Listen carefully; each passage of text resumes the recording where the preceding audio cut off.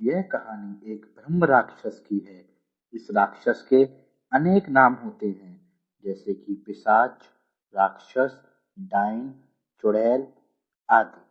तो दोस्तों, चलो मैं अपनी कहानी पर आता हूँ। हमारे गांव में एक ब्राह्मण रहते हैं जिनका नाम सज्जन है। उनके घर से कुछ दूरी पर एक खेत था। उस खेत में एक बहुत बड़ा बरगद का पेड़ था। वह बरगद का पेड़ बहुत पुराना था।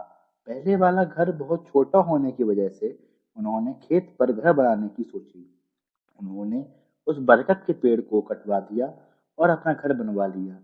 कुछ दिन तो ठीक ठाक चलता रहा, लेकिन कुछ दिन बाद सज्जन जी परेशान रहने लगे और उन्होंने पूजा करना भी बंद कर दिया। तो उनकी बीवी ने उनके बदले स्वभाव को देखकर पूछा कि आजकल आप पूजा क्यों नहीं करते हो और थोड़ा बदले बदले लगते हो और बच्चों को भी बहुत डांटते हो। आपको क्या हुआ है? सज्जन जी के चेहरे पर मुस्कान आ गई और वह कहने लगे, मेरे घर को तोड़कर अपना घर बना लिया है और इसे क्या पूजा करने की कह रही हो?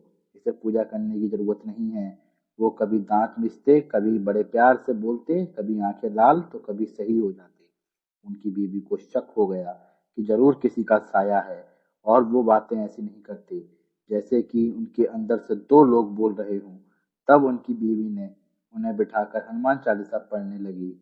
वो सोच रही थी अगर कोई होगा तो भाग जाएगा, पर सज्जन जी पर उसका कोई असर नहीं पड़ रहा था।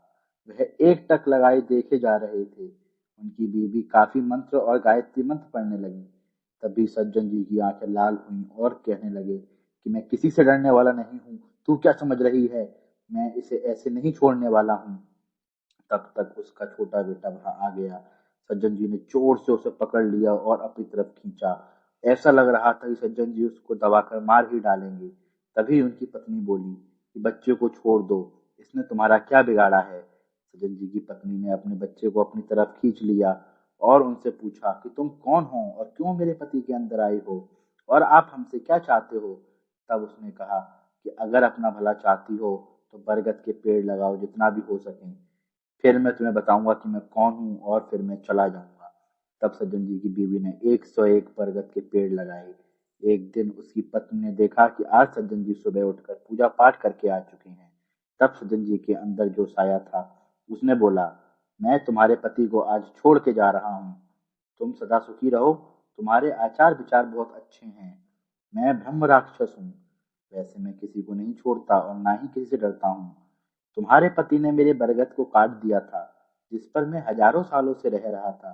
मुझे गुस्सा तो आया, पर मैंने तुम्हारी अच्छाई के कारण इन्हें छोड़कर जा रहा हूँ। सज्जन जी अचानक सही हो गए। तब सज्जन जी की बीवी की आंखों से आंसू निकल आए। तो दोस्तों, अगर बुरे के साथ अगर अगर तुम अच्छा करोगे तो एक दिन वह भी अच्छा हो जाता है। धन्यवाद।